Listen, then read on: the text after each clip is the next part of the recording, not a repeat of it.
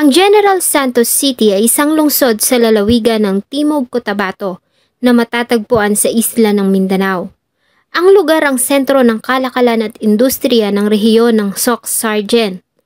Dati itong kilala bilang Dadyangas dahil sa puno ng Sisyphus spina Christi na minsan ay masagana sa lugar at ngayon ay isa ng protektadong species sa ilalim ng Republic Act 8371 at pinangalan ng General Santos hango sa pangalan ni General Paulino Santos, isang commanding general ng Philippine Army. Binansagyan din ang lugar bilang tuna capital ng ating bansa dahil sa ito ang pinakamalaking producer ng sashimi grade tuna sa buong kapuluan. Ang kwento po natin ngayon ay bilang pagtugon sa kahilingan ng isa sa ating manunood. Ito po ay ang naging masakit na katapusan sa buhay at pangarap ni Cindy Rose Villena. Bago ko po simulan ang ating story, sa mga bago po sa channel ko, please hit the subscribe button at pakipindot na rin po ang notification bell para ma-notify kayo pag may bago tayong upload na videos. Katatapos lamang na masayang pagsalubong ng bagong taon noong 2014, nang matagpuan ang wala ng buhay na katawan ng isang freelance model at 18 anyos na dalaga na si Cindy Rose Villena. Natagpuan ang wala ng buhay na katawan nito sa madamong bahagi ng Barangay Apupong sa General Santos noong January 24, 2014. Ayon sa medical legal findings, ay pinalo ng bote sa ulo ang biktima, hinataw ng pala sa likod. Base sa mga pasa at bakat na nakita nila sa likuran nito, ganun din sa kanyang dibdib at mukha. Bago ito inilublob sa maputik na tubig dahil sa natagpo ang putik sa kanyang baga. Ang biktima ay nakaranas din ng panggagahasa na siyang tiningnang motibo ng mga pulis sa karumal-dumal na sinapit ng biktima. Maliban dito ay nakakita din sila ng hibla ng buhok na hawak-hawak ng biktima sa kanyang kamay. Ayon sa mga investigador, ay malaki ang posibilidad na ang nasabing buhok ay pagmamay-ari ng suspect. Agad naman na nabuo ang Task Force Villena para mag-focus sa investigasyon. Walang masyadong impormasyon na inilabas ang kapulisan tungkol sa ginawang investigasyon sa kaso ng pagkamatay ni Cindy, maliban sa nagawa nilang matrace na ang huling tao na nakasama ni Cindy Rose ay ang kaibigan nito na si alias Jojo. May mga ongoing kasi tayo ng mga police operations sa ngayon, kaya hindi tayo pwedeng maglabas talaga ng detail sa kung paano po nag-iimbestiga yung police natin. But yun nga, as always na sinasabi natin, sa tamang direksyon po yung pagkagandak ng investigation. Ayon sa pamilya, ay sinundo nito si Cindy noong gabi at matapos noon ay hindi na ito nakauwi. Subalit ayon naman sa kaibigan ni Cindy, ay sumakay si Cindy sa isang tricycle noong gabi para umuwi ng kanilang bahay. Ang nasabing tricycle driver ay hindi naman matagpuan ng mga pulis at naging subject sa isang malawakang manhunt operation. Ayon sa Task Force Villena, base sa mga nakuha nilang impormasyon at mga ebidensya, ay 98% na ang itinuturing na suspect sa pagkamatay ni Cindy ay ang tricycle driver na patuloy pa ring mailap sa batas, ang 38 years old na si Norhan Gembulanan. Kabilang sa mga ebidensya na kanilang nakuha ay ang tricycle na huling sinakyan ng biktima. Bago matapos ang buwan ng Enero 2014, ayon sa mga pulis, ay handa na silang magsampa ng kaso laban sa suspect. Kompleto na umano ang lahat maliban na lamang sa complaint affidavit ng pamilya ng biktima. Ilang beses nilang pinuntahan ng pamilya at pinakiusapan na magpasa ng complaint affidavit. Pinakiusapan na yun ang gawin nila, pumunta lang dito sa Juan, kunin yung death certificate, tapos dalhin dito sa ating opisina. At nang makunan sila ng kunting salaysay as complainant, and then yung mga witness naman natin, complete. Ngunit ayon sa pamilya, ay tila nakukulangan sila sa investigasyon ng mga pulis. Ayon sa kanila ay gusto nilang makasiguro na ang tao na kanilang sasampahan ng kaso ay siyang tunay na may sala. Kabahan ako na baka po yung ibang tao na wala naman po kasalanan, baka yun sila po ang maparusahan. At saka yung may kasalanan po talaga sir, hindi mahuli at gagawa pa rin ng krimen. So, kawawa ang batang mabiktima at saka ang parents na mawala ng anak po. Ang sakit-sakit kasi ramdam ko po yun. Naniniwala din ang pamilya na dapat na imbestigahan pa ang kaibigan ni Cindy na sumundo dito noong gabi ng Huwebes, January 23, sa kanilang bahay at ang huling tao na nakita nilang kasama ng anak bago ito umalis sa kanilang bahay. At para mas makasigurado, ay lumapit ang pamilya sa NBI para magsagawa ang mga ito ng kanilang parallel investigation sa sinapit ni Cindy Rose. Bilang pag-unlock sa request ng NBI, ay pumayag naman si alias Jojo at dalawa pa na sumailalim sa isang lie detector test. Kahit pa nga hindi naman tinatanggap sa hukuman ang resulta ng lie detector test bilang ebidensya, ay malaki pa rin umano ang maitutulong nito sa investigasyon ayon sa NBI. Para ma-prove lang na nasentel. Yan lang naman gusto nila eh. Ibigay yung mga lahat na gusto nila para matapos na. Kasi gusto lang namin linisin ang mga pangalan namin. Kasi na-involve naman kami dito.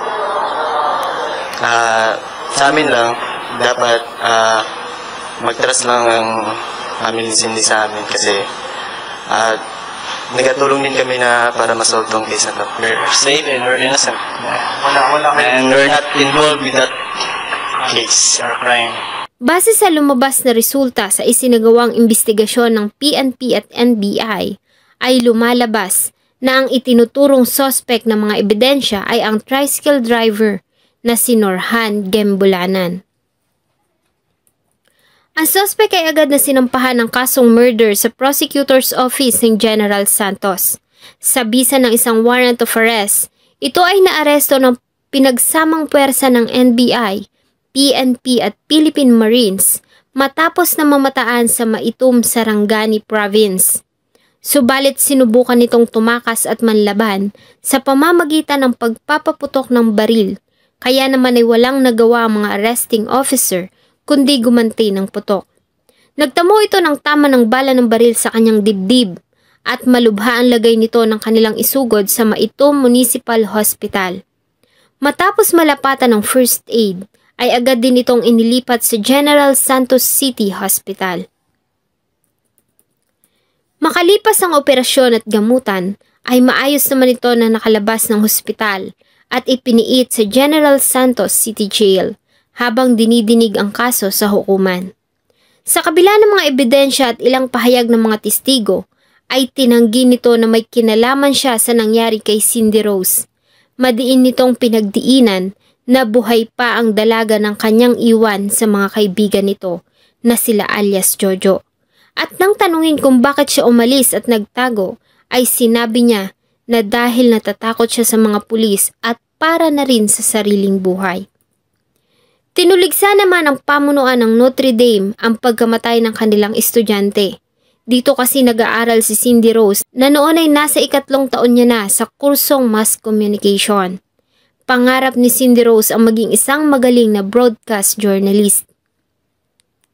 Ayon sa ina ni Cindy, ay bata pa lamang ang anak ay may taglay na itong kagandahan. Hindi lamang sa kanyang panlabas na anyo kundi pati na rin sa kanyang puso. Saksi umano siya sa pagiging matulungin, maunawain at mabait ni Cindy. Sabi ni Father, anong pangalan niya? Sabi ko, Cindy Rose. Ang ganda-ganda ng batang ito, sabi niya. So, hindi lang yung mukha niya maganda, hindi yung panglabas ng maganda. Ang puso niya, yung dito. Kasi, habang lumalaki siya, nakikita ko kung anong ugali niya, ang totoong ugali ng bata niya. Matalino din ito sa katunayan, mula na mag-aral ito ng kinder, ay lagi itong may nakukuhang medalya. Palakaibigan din si Cindy at mahilig itong sumali sa mga activities sa school at maging sa mga beauty pageant. At dahil nga sa angking kagandahan, ay madalas din itong gawing modelo. Taong 2010 ay umalis ang ina ni Cindy para magtrabaho sa Cyprus, para na rin matustusan ang pag-aaral ng anak. 4 na taon itong hindi umuwi ng bansa dahil sa nais nitong makatapos muna si Cindy bago siya bumalik ng bansa. Ngunit hindi niya lubos matanggap na sa kanyang pagbabalik ay wala ng buhay ang anak na kanyang dadatnan at mas masakit pa ay namatay ito sa karumal-dumal na kamatayan. Pumunta ng Cyprus is 2010, June.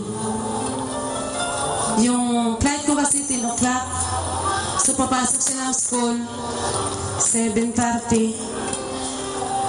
Yung sinabi niya sa akin, Mama, aalis ka na.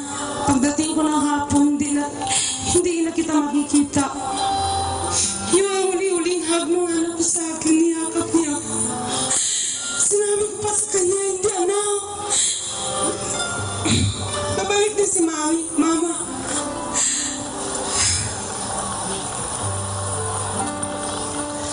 Akala ko after 2 years makabalik ako eh. Kaya lang, nasama sila na 4th year, college, at saka si Cindy first sa college, kaya nagipit ako sa Kira. Parang baliwala na yun sa akin. Nag-hug siya. Hinag ko rin, na parang pasimple lang. Hindi ko naman yun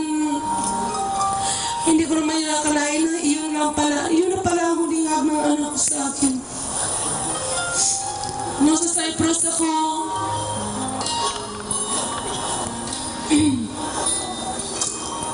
tinitingnan ko yun sa FB. Tapos, sinisutan ko yun ng kamera, yung mga kuhaya doon. So, minsan, tinitingnan din ng kapwa ko doon ng Pinay. Sabi niya, sino bata na yan? Sabi ko, anak ko yun. Titingnan mo na yung mukha ko. Sabi niya, anak mo yun? Ang ganda? Sabi niya, parang hindi sa maniwala na anak ko. Saka, lagi siya nasasabi na, Mama, uwi ka na. Sabi niya, miss na kita. Pero sinasagot ko na, anak, pisin mo. Kung miss mo ako ng 10 beses, sa akin 20. Shoutout po sa Riderman Motovlog TV, kay Mami Monique Barkman, Ma'am Freda Domingo sa Singapore, Ma'am Malia Empowered sa Hong Kong, Ma'am Amira Hondos sa Bahrain, Ma'am Erlinda Estremo sa Siargao, Ma'am Jelly Belen sa Cyprus, Vince Aguilar, ang nurse supervisor sa Makati Medical Center. Hello po sa inyong lahat sa Makati Med. Maria Socorro Media sa Italy, Ma'am Clara Rolauer sa Germany, Ma'am Rosemary Biagtan, Ma'am Josephine Baker Seneca na akin pong kababayan, at sa inyo pong lahat na walang sawang sumusubaybay sa atin pong mga videos. Maraming salamat po. Huwag niyo pong kalimutang mag-iwan ng inyong saloobin at suggestion sa atin pong comment section. Thank you so much po and see you in my next video.